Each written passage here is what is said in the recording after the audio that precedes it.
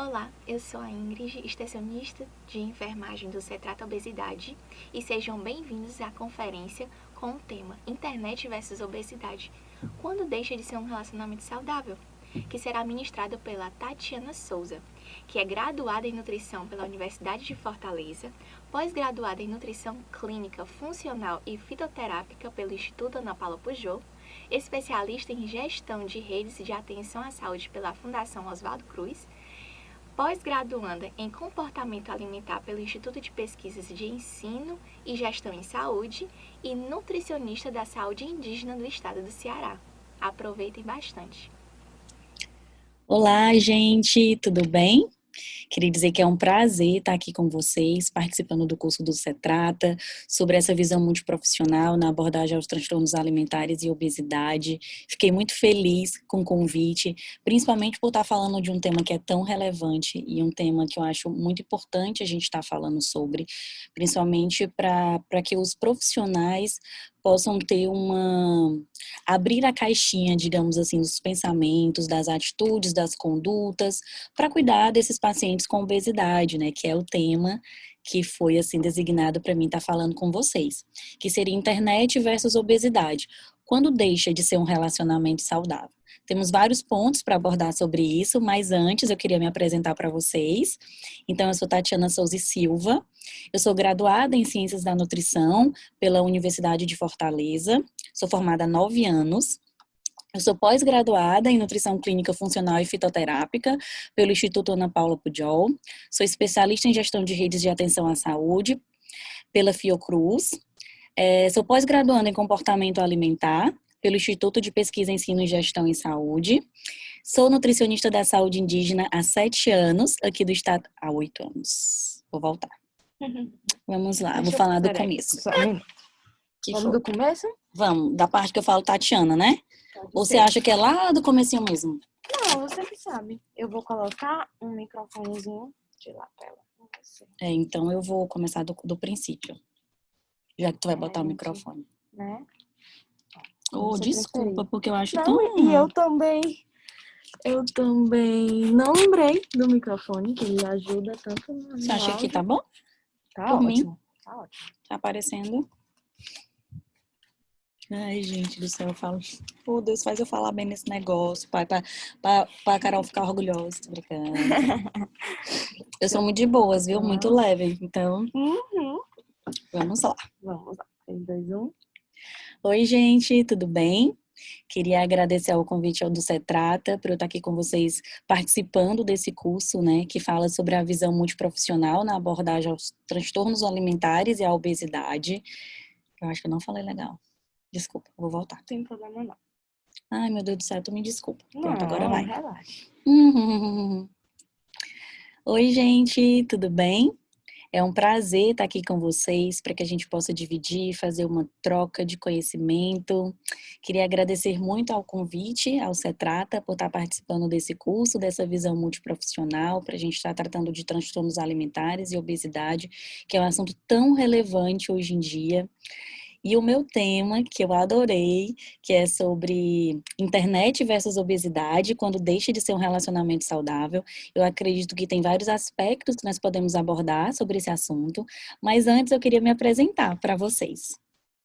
Eu sou Tatiana Souza e Silva, eu sou graduada em Ciências da Nutrição pela Universidade de Fortaleza, pela Unifor, sou formada já há 9 anos, eu sou pós-graduada em Nutrição Clínica Funcional e Fitoterápica pelo Instituto Ana Paula Pujol, sou especialista em Gestão de Redes de Atenção à Saúde pela Fundação Oswaldo Cruz, sou pós-graduanda em Comportamento Alimentar pelo Instituto de Pesquisa, Ensino e Gestão em Saúde, eu sou nutricionista da saúde indígena aqui do estado do Ceará, vinculada ao Ministério da Saúde. Já atuo como nutricionista na saúde indígena há 8 anos. E os meus atendimentos em consultório, eles ficam ali no Complexo Longe Vida, onde eu trabalho com a abordagem comportamental. E agora vamos ao que interessa, né? Falando sobre esse tema tão relevante.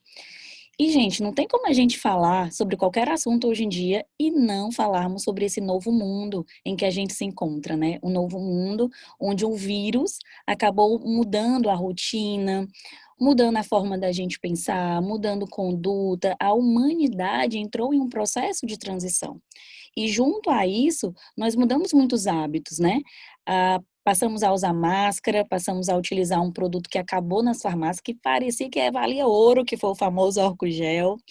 Algumas práticas como cumprimentar alguém, apertar a mão, abraçar, estar perto de quem a gente ama e de quem a gente gosta, passou a ser algo inviável nesse momento, e isso nos levou a usar também mais a internet, né, que veio como um fator positivo nesse processo, a internet, né. A gente ainda passa por esse momento de adaptação, um momento de transformação, não é? E não é só uma transformação e mudança individual, é uma mudança mundial, onde nós ficamos perdidos nesse novo mundo, onde a gente não esperava que um vírus pudesse mudar a humanidade. E no meio disso, a internet, ela chegou como um fator que aproximou as pessoas. A internet, ela chegou para que você pudesse falar com um parente, para que você pudesse falar com um amigo. A internet chegou para você fazer compras de alimentos ou de qualquer outra coisa. A internet passou a ser esse único vínculo, digamos assim, no intuito de comprar algo. Passamos a fazer atividade física pela internet, passamos a ver ela também como uma fonte de entretenimento, a gente passou a buscar algumas coisas, uns vídeos, enfim, buscar coisas que pudessem nos trazer um alento diante de toda essa situação mundial que afetou a todos nós. Passamos a utilizar também como ferramenta de trabalho. Passamos a utilizar também para estudo, para fazer cursos, para estar estudando, para estar tendo aulas, enfim. A internet apareceu nesse novo mundo como um auxiliador para algumas atividades diárias que antes eram rotineiras, e além dessas, tantas outras atividades, a internet passou a ser utilizada com mais frequência por todos nós. Porém, junto com essa pandemia, não veio só sentimento, na verdade, não vieram sentimentos positivos, digamos assim, né? Veio junto muitos sentimentos ruins, muitos sentimentos que não estávamos acostumados a lidar com essa intensidade, digamos assim. Não era algo só pessoal, era algo que todo mundo estava se vendo dessa forma.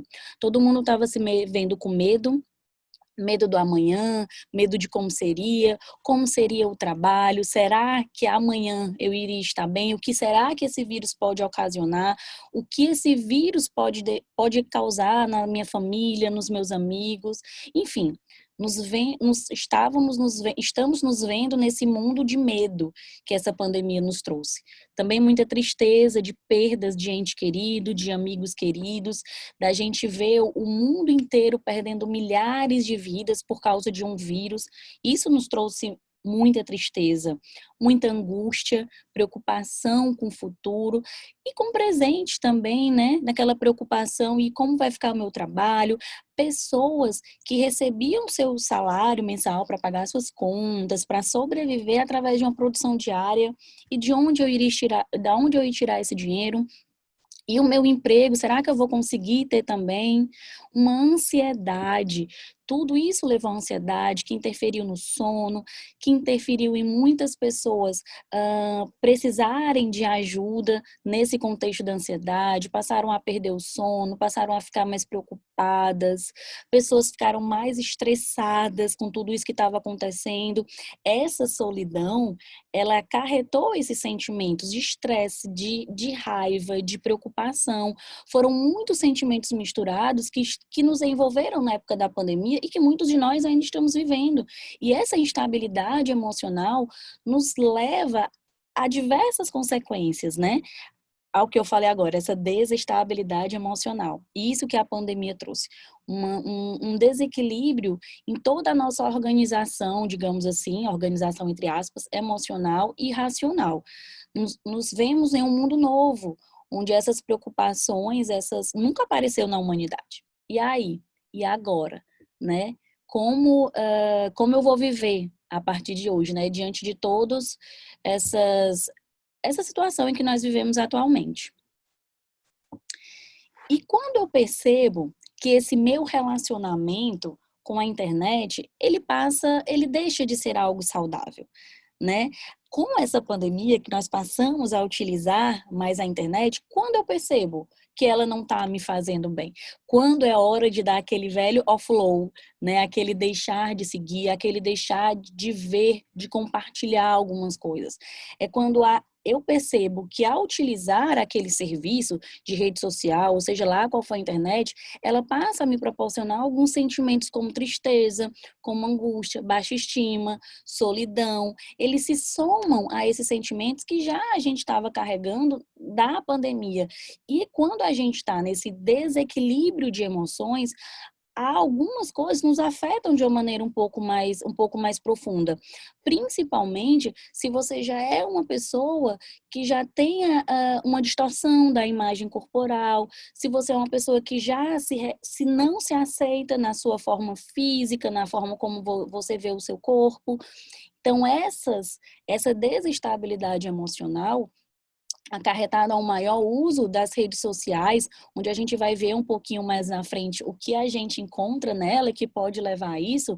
Esses são alguns dos sintomas que a gente pode perceber quando a internet passa a não nos proporcionar um relacionamento saudável. Um relacionamento saudável é aquele em que você convive em harmonia, é que há um equilíbrio no sentimento, é que aquilo não te afeta na rotina da tua vida. Aquilo que você vê, aquilo que você está consumindo não te isola, não te traz angústia, não te faz reconhecer como um indivíduo estranho na sociedade. Né? Então, a partir do momento em que esses sentimentos começam a perpetuar o seu coraçãozinho, a sua mente, é interessante aquele offload, digamos assim, aquele distanciamento dessas situações. Porém, muitas vezes, nós não reconhecemos isso. Nós reconhecemos que o erro está em mim e não no fato de não parar de seguir. Por isso que é tão importante a sensibilidade do profissional que está acompanhando pessoas que já têm esse desequilíbrio, digamos assim, que tem um fator de distorção visual mesmo, então uma distorção da imagem corporal de uma maneira já distorcida, já abalada, enfim. Então, o profissional é interessante reconhecer algumas práticas, né, que podem ocorrer durante esse processo. E continuando sobre essa questão de perceber que o relacionamento com a internet, ele não é saudável. O que a gente vê, gente, na internet? A gente não vê pessoas chorando, a gente não vê pessoas com crise. Aqueles sentimentos que eu falei no começo, relacionados à pandemia, 99% ou 100% da população teve. E isso não chegou às redes sociais, né, de uma maneira descarada, digamos assim. Na rede social, a gente ainda vê o quê? A gente abre a rede social, vê aquele corpo perfeito, aquela cintura, aquela barriga chapada, aquela barriga zero. A gente vê um feed completamente perfeito, cheio de viagens, eu tô sempre sorrindo, eu tô sempre reunido com os meus amigos. E aí você começa a perceber, mas o meu feed não é assim, mas a minha barriga não é assim, mas eu não fiz esse número de viagens, não é? Eu não tenho essa vida, digamos assim, cheia de alegrias, cheia de emoções. Eu não visto 36 e fica frouxo, né? Então, isso às vezes acarreta inconscientemente, isso acaba entrando de uma maneira nos nossos pensamentos, acaba levando a gente a tomar atitudes que às vezes não são tão pensadas. E a gente acha que é normal e a gente acha que é natural. Eu vou falar um exemplo prático, assim, um exemplo que aconteceu comigo. Algum tempo atrás, eu estava muito focada na questão de atividade física, porque eu estava me sentindo mais disposta, e comecei a ver uma mudança no meu corpo atrelada a isso, que foi uma consequência.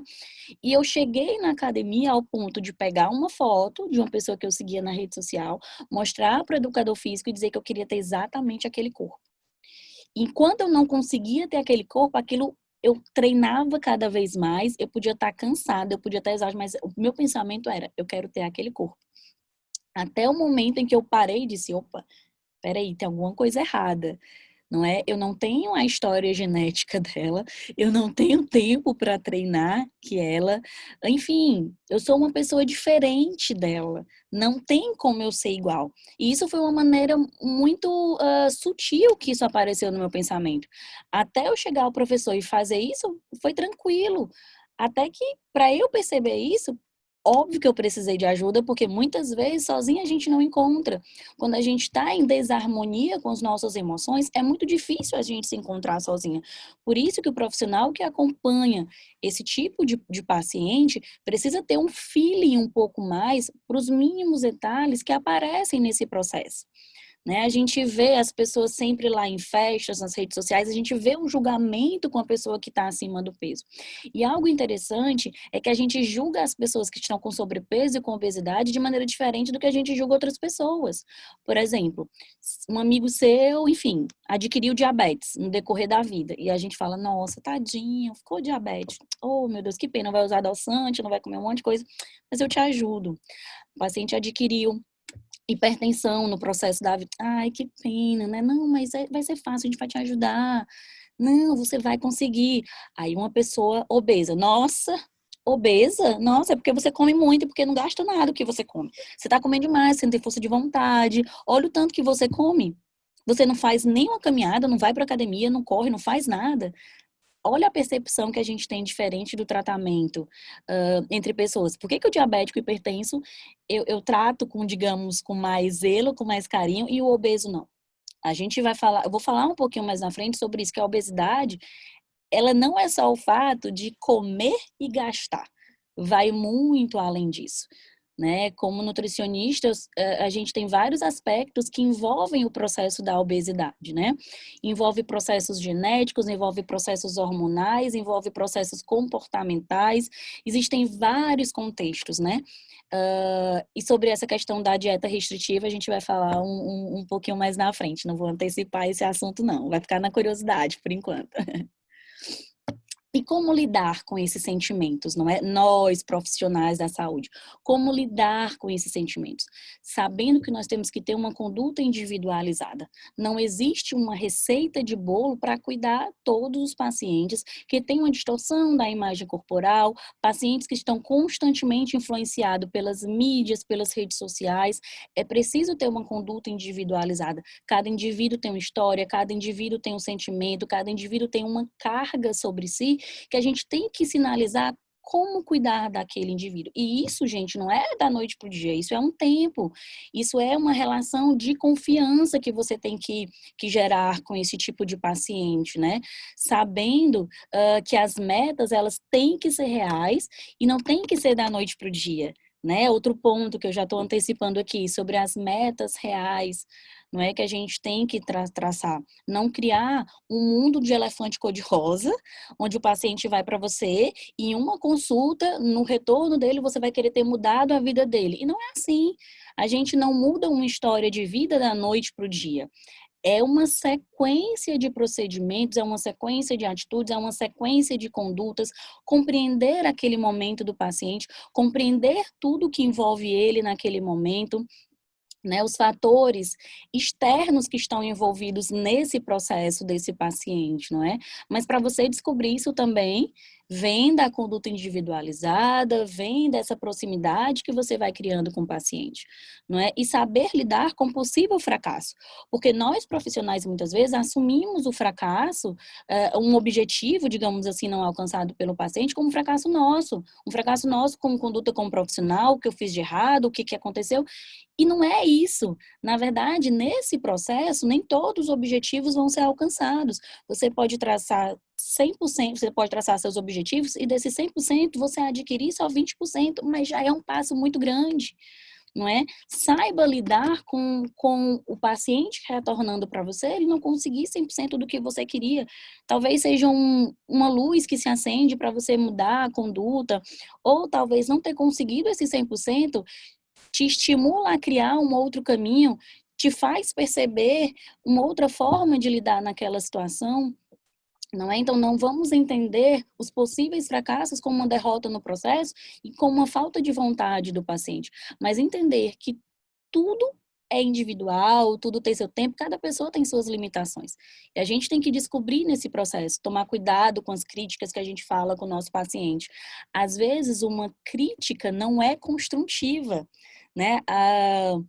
Uma paciente mencionou comigo que ela foi na academia e aí o educador físico, enfim, foi fazer foi verificar a questão do percentual de gordura.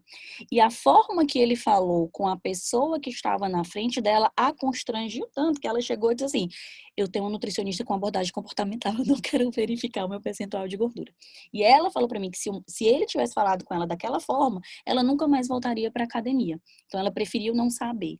Ou seja, uma crítica que às vezes a gente acha que está estimulando uma pessoa que está acima do peso, está com obesidade, nossa, o percentual de gordura, nossa, você tem. E às vezes isso não é construtivo, pelo contrário. A gente acaba eliminando todas as forças que aquela pessoa teve de estar ali, onde muitas vezes ela é fora do padrão, onde as pessoas já vão com o corpinho lá, com top, e ela está lá já é um desafio. Então a gente tem que tomar cuidado com essas críticas que muitas das vezes, às vezes não são construtivas, não é o momento de você falar isso, né? E se adaptar ao momento atual que aquela pessoa está passando, né? Que ela está vivendo. Às vezes você atendeu o paciente hoje, ele está super bacana, super bem, e aí no retorno ele veio com carga muito pesada de influências, de desequilíbrios emocionais, de distorção da imagem corporal, de culpa por não ter seguido o que foi planejado. Então a gente tem que se adaptar a isso, né? A essas novas situações que vão surgindo com o nosso paciente. E o que fazer quando a internet passa a ser algo negativo? Uma das coisas que eu já falei é o velho offload, mas às vezes a gente não se liga muito nisso, mas é se desconectar. É, quem sabe, tentar descobrir outras formas que vão te dar prazer, outras formas de autocuidado. Como, quem sabe, fazer um curso de fotografia, dançar, fazer um esporte, aprender a tocar um instrumento, pintar, se encontrar com um amigo e conversar, né? A gente sabe que as coisas estão começando, digamos assim, a voltar um pouco ao normal, a gente não sabe mais qual é o normal, né? Mas se encontrar com a pessoa pessoalmente, mantendo todos os cuidados, né? E buscar outros meios que possam tá te proporcionando esse autocuidado que vai além da internet. Se a gente parar para pensar e você olhar o tempo que você perde na internet com informações ociosas, com informações muitas vezes que não nos trazem algo positivo, que não nos acrescentam, é um tempo muito grande. É 1 hora, 2 horas, 3 horas que a gente perde vendo coisas que não estão nos trazendo algo construtivo, mas que, pelo contrário, inconscientemente estão nos levando a uma falta de percepção real do que eu realmente sou, porque eu passo a me comparar mais inconscientemente, não é? Então, talvez essa seja a hora de, quem sabe, um desconectar, um se descobrir novos prazeres, descobrir um novo hobby, descobrir um novo talento que você pode ter. Isso é extremamente relevante nesse processo, não é? Descobrir outras coisas que vão te fazer esquecer um pouco essa pressão que a internet dá na gente. E algumas verdades, gente, sobre a questão de obesidade que muitas vezes não são ditas. O peso corporal não tem tanta relação com a saúde como as pessoas pensam. Então, só aquele númerozinho da balança, ele não mede 100% da sua saúde. Na verdade, a sua saúde vai muito além. Sua saúde tem fatores fisiológicos, fatores biológicos, fatores externos, fatores sociais, enfim, fatores emocionais, fatores comportamentais. A sua saúde, ela vai muito além do seu peso. É muito raso a gente pensar que a nossa saúde está ligada somente a um número que a gente vê na balança, que esse número ele pode mudar de manhã para a noite. Existe uma gravidade, né? Que a gente tá lá deitadinho, a gente se levanta, passou algumas horas sem comer e se pesa, e no final do dia a gente quer ter o mesmo peso. E essa alteração a gente acha que já teve algum peso na minha saúde. Mas a gente não para pensar, eu passei o dia em pé, ou eu passei o dia sentada, eu tive um dia em que eu tive uma constipação, me senti um pouco mais inchada, estou no meu período pré-menstrual, enfim, são tantos aspectos que podem estar envolvidos naquele número na balança. E o mais importante disso é que ele não reflete a minha saúde. É algo muito mais profundo, é algo que vai muito além. Então a gente tem que desmistificar essa relação do meu peso com a minha saúde. Ser magro não quer dizer que eu estou com saúde e ser obeso não quer dizer que eu não tenho saúde. Quando, na verdade, saúde é um bem-estar físico, emocional, psicológico, enfim, que a gente pode botar tantos aspectos sobre comportamento. Saúde vai muito além do que o número da balança. não é? E tudo é multifatorial, nada é um único motivo, né? Ah, é porque eu como muito e não gasto mais, é porque não. São coisas envolvidas no processo, como eu falei anteriormente, que vão definir essa questão da saúde, não é? A perda e reganho de peso é a força da fisiologia e não de vontade ou falta dela. Esse é um estudo de 2017, na Clinical Nutrition de 2017, e diz o seguinte: para cada quilo de peso perdido, o hipotálamo aumenta o apetite, levando a pessoa a comer 100 calorias a mais. E aí o hipotálamo aumenta a fome e reduz a saciedade. E aí a pessoa diz: nossa, mas eu não estou comendo nada e estou engordando tanto, né? A sequência das dietas restritivas. Então, não é uma falta de força de vontade. Não é porque você não quer, não é porque você não tem força para seguir a dieta, é porque fisiologicamente existem algumas alterações que te levam a ter mais fome, que te levam a reduzir a saciedade. Por exemplo, no jejum prolongado, com baixa ingestão de energia, e isso normalmente são condutas que pessoas que querem perder peso fazem isso, e detalhe, isso é muito estimulado na mídia, na internet, nas redes sociais, sempre tem alguém que fala de jejum prolongado e baixa ingestão de energia, e diz que deu certo, e a gente acredita que sim. E normalmente as pessoas que têm sobrepeso e obesidade, elas já tentaram várias dietas. E algo sobre dieta é interessante. A gente associou a dieta a perder peso, mas na verdade, dieta não é perder peso. A gente aprende na faculdade que dietas são relacionadas a patologias, a cuidar um paciente renal, um paciente com câncer, um paciente cardiopata, um paciente hipertenso, enfim. As dietas são relacionadas a isso, né? A gente não aprende uma dieta para emagrecimento e a gente associou dieta a isso.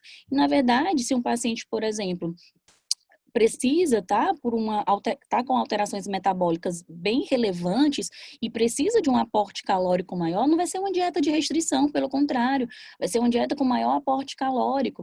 Então a gente acabou distorcendo essa questão da dieta, não é? E aí se desvinculou, passou aí a ser vinculado pelas mídias, pelas redes sociais, pela internet, que a palavra dieta é algo ruim, é algo sofrido, nossa, é algo que eu tenho que ficar sem comer, enfim. E normalmente as pessoas obesas, elas fazem várias dietas restritivas e elas não obtêm sucesso. Por que será que essas dietas restritivas, elas não obtêm sucesso? Um dos motivos é isso aqui que a gente está vendo aqui nesses slides, né? Que com jejum prolongado e baixa ingestão de energia, eu diminuo os níveis de açúcar no sangue, eu tenho hipoglicemia. E aí eu tenho dois caminhos nesse processo. Eu tenho um aumento do cortisol, que é o hormônio do estresse. Consequentemente, eu tenho aumento da gordura abdominal, eu tenho queda do metabolismo e perda muscular. E aí eu tenho um desequilíbrio do organismo. E aí, do outro lado, eu tenho a diminuição da serotonina, que é a substância do bem-estar.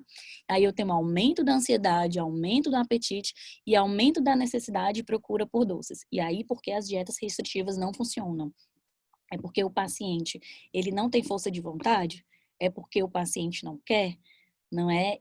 E os pacientes que estão com sobrepeso e obesidade, eles são facilmente envolvidos com essa proposta, né? Porque eles se sentem julgados em muitas situações, eles querem sair desse julgamento, eles querem sair dessa posição de que não tem saúde, eles querem sair desse olhar de que estão fora do padrão, e para isso eles estão dispostos a tudo, até um jejum prolongado e até uma baixa ingestão de energia. Então, a gente tem que ser sensível para descobrir o que está envolvido nesse processo do emagrecimento, qual o motivo dele. A gente sabe que a obesidade, ela leva a vários fatores. A obesidade em si não é uma doença. Na verdade, é o que ela pode trazer, não é? Por exemplo, uma pessoa que não consegue subir a escada, que fica com falta de ar e ela precisa fazer isso constantemente no trabalho. Uma pessoa que não consegue nem amarrar o cadastro e isso deixa ela desconfortável. Enfim, ela não consegue caminhar muito porque sente dor nas articulações.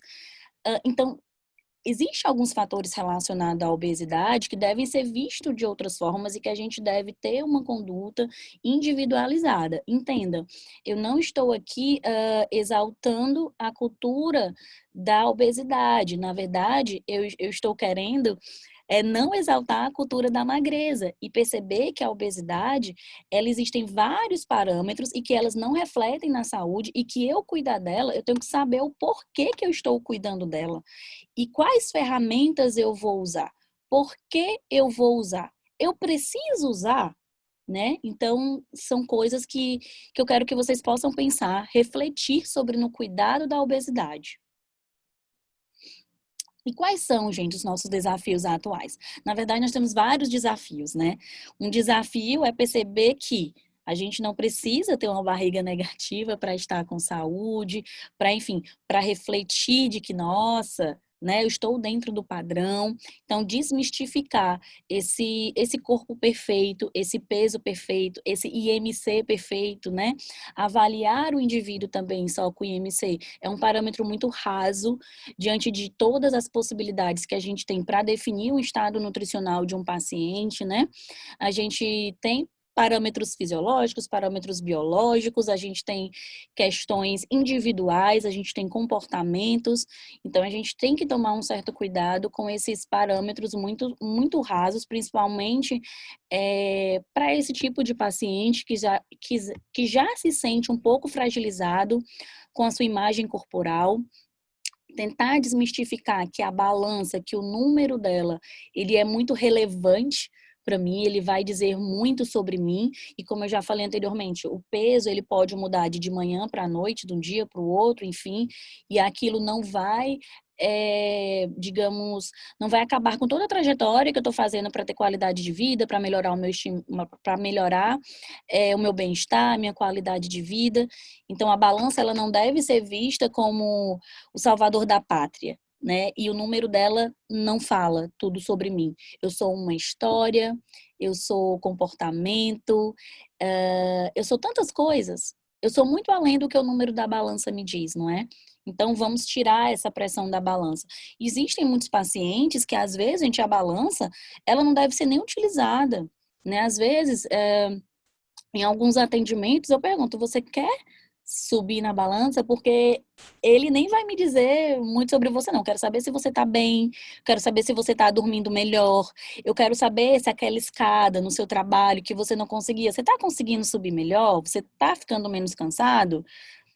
E aquela dor que você tinha no joelho, ela melhorou? Sabe? Então, assim, às vezes tem tantas coisas que são mais relevantes na conduta do paciente que está com obesidade e a gente às vezes se prende em coisas muito rasas para lidar com essa conduta, não é? Cuidar também, gente, para que a gente sinalize quando a pessoa está caminhando para um comer transtornado. Não é o comer transtornado, é quando ele vem junto consigo várias outras atitudes, vários outros comportamentos, por exemplo, seletivo, é muito seletivo com o que come, tá se pesando com frequência, só faz exercício pensando em queimar caloria, só pensa no alimento pensando na caloria, começa a utilizar alguns medicamentos para que possam chegar nesse resultado de não comer ou de perder peso. Enfim, a gente tem que perceber alguns sinais que vão nos guiar na conduta com esse paciente, que ele pode estar caminhando para o comer transtornado e levar essa situação de comer escondido, comer no banheiro, começar a ter atitudes que muitas vezes estão denunciando que esse paciente está caminhando para um transtorno alimentar. Ele pode estar no caminho do comer transtornado, né? Tá se pesando com frequência, só começa a ver os seus defeitos, entre aspas, no corpo, na sua imagem, né? Isso é uma consequência também da comparação do que a pessoa tanto vê, não é? A gente também cuidar nessa questão da culpa, que a gente culpa muito do julgar aquela pessoa com sobrepeso e com obesidade, onde a gente não é sensível a isso, a gente acaba colocando em evidência, mais ainda, o fator da obesidade, e isso não é um estímulo, pelo contrário, isso acaba sendo um desestímulo a essa pessoa, a gente acaba realmente colocando mais pressão naquele indivíduo, né? E algo interessante sobre essa questão de julgamentos sobre obesidade é que na TV, né, eu acho que antes existiam alguns programas, acho que hoje tem menos, programas sobre perda de peso muito rápido. né? E a gente vê que nesses programas de TV onde a perda de peso foi muito rápida, poucos deles mantiveram seu peso, né? E aí as pessoas veem aquilo na TV, veem o resultado e acham que elas podem também ir no mesmo ritmo e aí frustrar e ganham mais ainda do que elas perderam, né? Então a TV muitas vezes ela incentiva a perda de peso de uma maneira errada, não é? E a forma às vezes como eles apresentam aquela pessoa obesa, meu Deus do céu, parece que ele é um extraterrestre, parece que ele é a única pessoa do mundo que é obeso, que ele não quer saber da saúde, que nossa, você tá muito desleixado, né? E a pessoa ouvindo isso, se eu vejo isso na TV com um artista, que dirá comigo, né? E isso a gente vê constantemente. Então a gente tem que observar isso também, tentar cuidar desses parâmetros, né? E isso, gente, está começando a refletir nas crianças. Crianças hoje em dia já estão começando a ver a questão do sobrepeso, da obesidade como algo ruim, como algo triste, né? Elas já ficam preocupadas com a barriga muito novas, elas já estão preocupadas com isso, é, já querem não ser gordas, né? Isso é algo muito preocupante, onde as crianças já estão recebendo essa informação sobre a obesidade de uma maneira errada. Então, a gente tem que ficar, digamos, esperto com essas informações que as nossas crianças estão recebendo, que elas estão ouvindo até dentro de casa, não é? Então, assim, tem uma história que eu ouvi numa aula em que o professor dizia assim, ó, a pessoa estava caminhando com a criança, e aí a criança dizia assim, ela perguntava, mamãe, a senhora caminha todo dia, né? Eles, por que você caminha comigo, filha, todo dia? A criança é pequenininha, de 3 anos. E ela dizia, mamãe, porque eu não quero ser gorda, eu quero ser magra como a senhora, com 3 anos, né? Então, assim, é muito preocupante quando uma criança que às vezes de 3 anos chega fazendo esse tipo de comentário. E talvez, se vocês pararem para pensar agora, vocês conhecem alguém, criança que está passando para a fase de adolescente também. Adolescentes hoje em dia não respeitam a fase do seu corpo, não é? Já querem adquirir aquele corpo de mulher, aquele corpo ideal, aquele corpo que ela vê na internet. Nós estamos numa geração em que as informações chegam muito mais rápido. As informações estão no nosso celular. Então a gente entra ali e às vezes a gente vê uma determinada imagem, vê uma determinada situação e a gente já fica ludibriado com aquilo que a gente vê e a gente não encontra isso quando olha no espelho e aquilo gera várias sensações e vários comportamentos diante do alimento. E eu acho que o nosso desafio é fazer também a gente perceber que nós somos diferentes, que nós somos culturas diferentes, povos diferentes, e que o bonito é ser diferente. Já pensou? Todo mundo igual? Eu acho que o mundo não seria tão bonito. Eu acho que a gente tem que começar a incentivar a autoaceitação.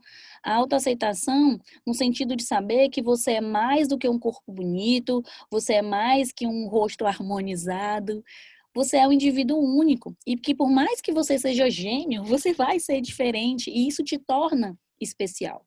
Eu acho que esses são alguns dos nossos desafios como profissionais de saúde, como acompanhar esses pacientes que estão com sobrepeso e com obesidade e que precisam de um olhar diferenciado, precisam de atitudes diferenciadas. A gente precisa cada vez mais buscar condutas, buscar formas de ajudar esse tipo de paciente, encontrar saídas para isso também, né? E outro desafio, gente, continuando os nossos desafios, é fazer com que essas redes sociais não levem a isso. A gente consegue construir uma muralha, digamos assim, de autoestima, né? Como diz esse desenho que fala assim, que linda autoestima que eu construí para mim. É tão bacana, não é? Quando a gente percebe uma evolução no paciente, alguém próximo, que a gente começa a ver essa autoestima surgindo. Mas aí chega a rede social e diz o seguinte, oi linda, vamos comparar a sua vida com a das pessoas perfeitas da internet? E isso é de uma maneira bem sutil.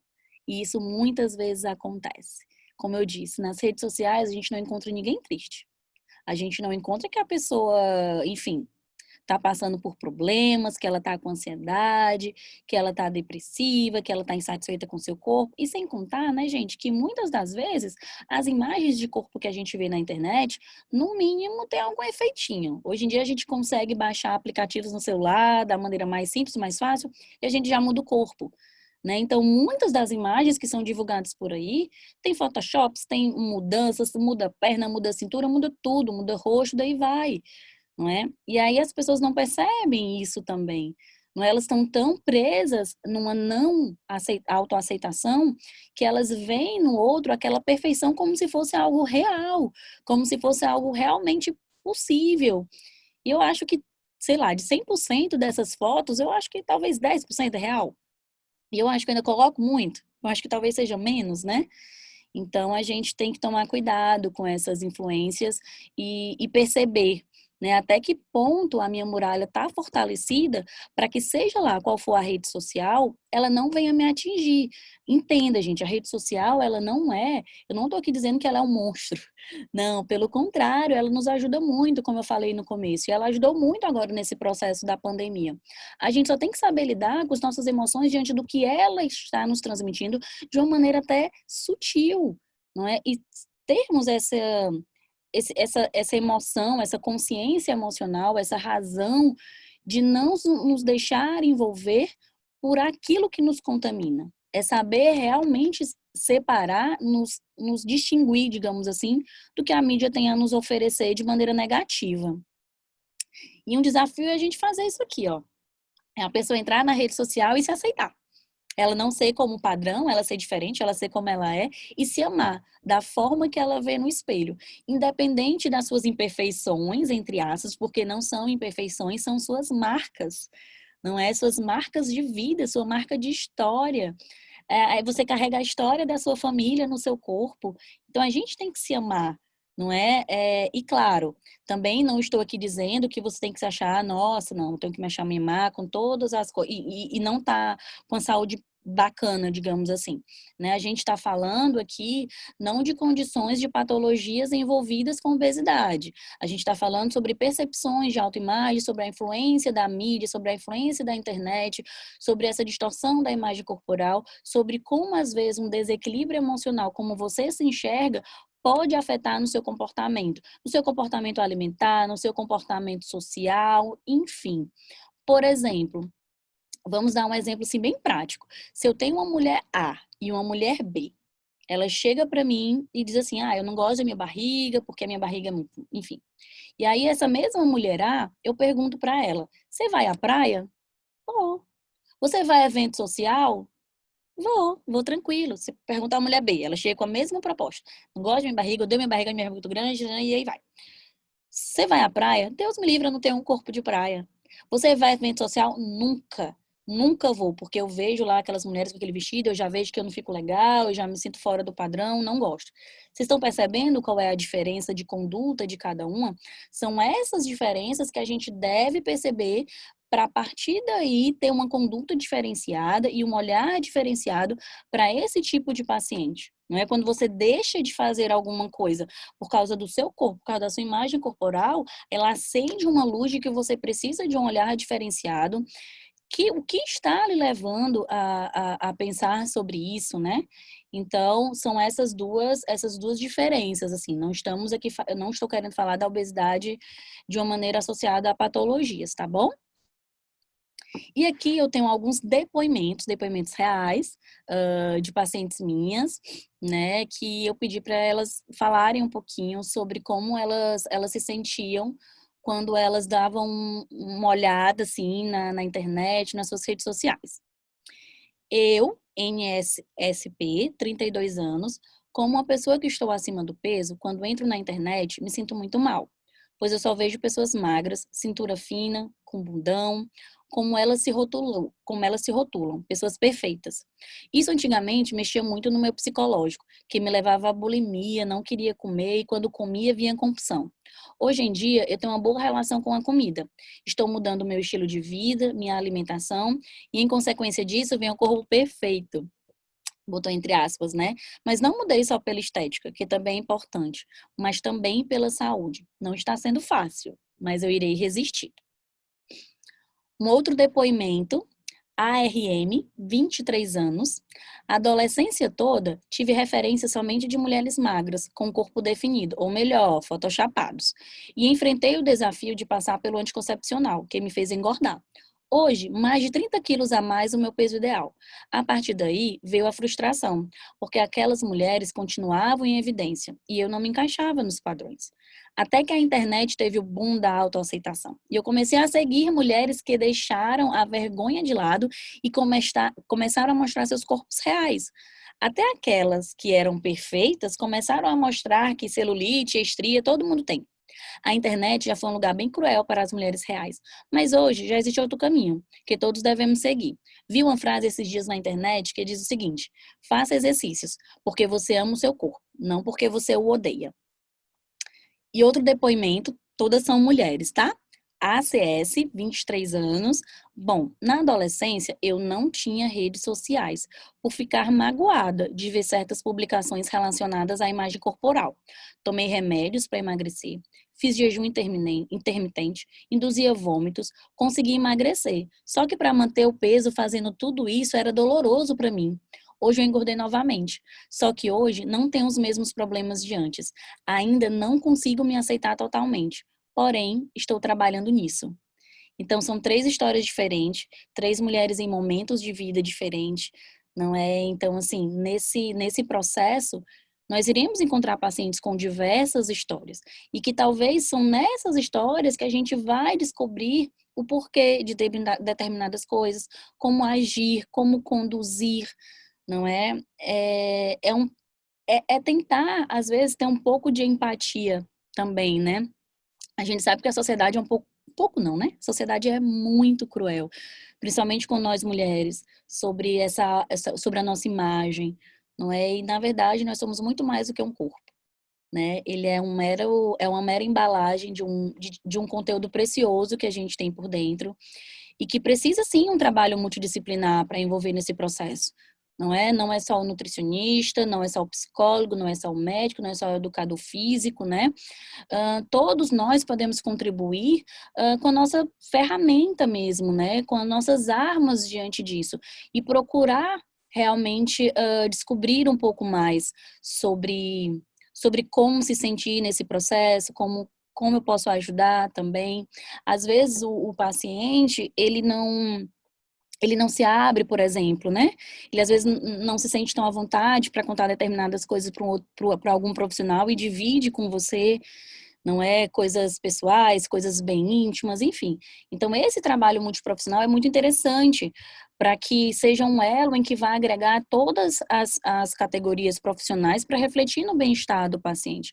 É eu saber como lidar diante das diversas situações, mesmo às vezes fugindo um pouco do meu campo, né? Por isso que cursos como esse são extremamente relevantes. Talvez você aqui que é um psicólogo, talvez você aqui que é um educador físico, talvez eu aqui como nutricionista passei a te fazer pensar sobre um outro aspecto que você ainda não tinha pensado. Então, uma equipe multiprofissional é de extrema relevância para esses pacientes, para a gente realmente somar diante de tantas histórias que podem aparecer para a gente. E aí, para a gente encerrar, né, que na verdade o corpo ideal é o meu, amar o seu corpo é uma forma de revolução, bonito é ser real, os padrões de beleza que lutem para se encaixar a mim e somos mais do que os nossos corpos. Então, nós somos muito mais do que o que a gente reflete no espelho, nós somos comportamentos, somos histórias, somos pensamentos, somos condutas, somos tantas coisas, não é? O nosso corpo, ele é um mero, digamos, condutor da nossa aparência exterior e que, na verdade, ela não deve pesar tanto no indivíduo que eu sou, né? Porque ela não significa muito, né? Ela apenas reflete a imagem mesmo, assim, e ela não deve ser algo pesado, ela não deve ser algo que vai trazer tristeza, pelo contrário, né? Como falaram em um dos depoimentos, a gente está mudando, né?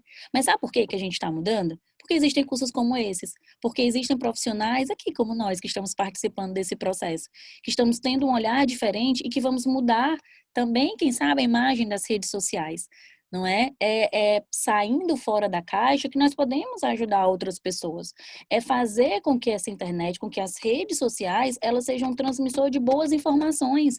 Você está encontrando o corpo perfeito na internet? Espera aí, vamos mudar um pouco isso, não é? É o que eu tento um pouquinho falar nas minhas redes sociais hoje. Né? Eu não me encontrei na rede social como profissional há um tempo atrás porque eu não via, eu não me via muito encaixada no que a nutrição tinha para mostrar naquele momento, ao meu ver, nas redes sociais. Quando eu descobri a forma de poder ajudar pessoas com essa abordagem mais comportamental, com uma visão mais abrangente sobre o indivíduo, que vai além de calorias, vai além de gramas, vai além de quantidade de proteínas, de carboidrato, de lipídios, daí vai, que vai muito além disso, eu passei a utilizar minhas redes sociais para o bem. Então, assim, quando a gente perceber que está trazendo algo negativo na internet, quem sabe também a gente alimentar com coisas positivas? Quem sabe a gente mudar essa percepção que a internet proporciona aos nossos pacientes? É incentivar a, quem sabe, buscar profissionais, redes sociais, Instagram, sites, enfim, que vão estimular, que vão estar lá passando autoconfiança, que vão estar estimulando a autoaceitação. Vamos usar a internet para o bem. E nós aqui, que estamos saindo da nossa caixinha de conhecimento, que seja a partir de nós esse passo, né, para cuidar dos nossos pacientes, para falar com os nossos amigos, para falar com os nossos familiares, e aí a gente vai criar uma corrente do bem. Aí a gente vai criar aquela corrente do bem, onde a internet, a gente vai falar assim, quando a internet faz bem, não é? E vamos estar falando sobre, talvez, esses aspectos de maneira inversa, né? Então, vamos lá, vamos começar a falar sobre isso de uma maneira mais saudável, de uma maneira mais aceitável, digamos assim, mais compreensível, vamos ser mais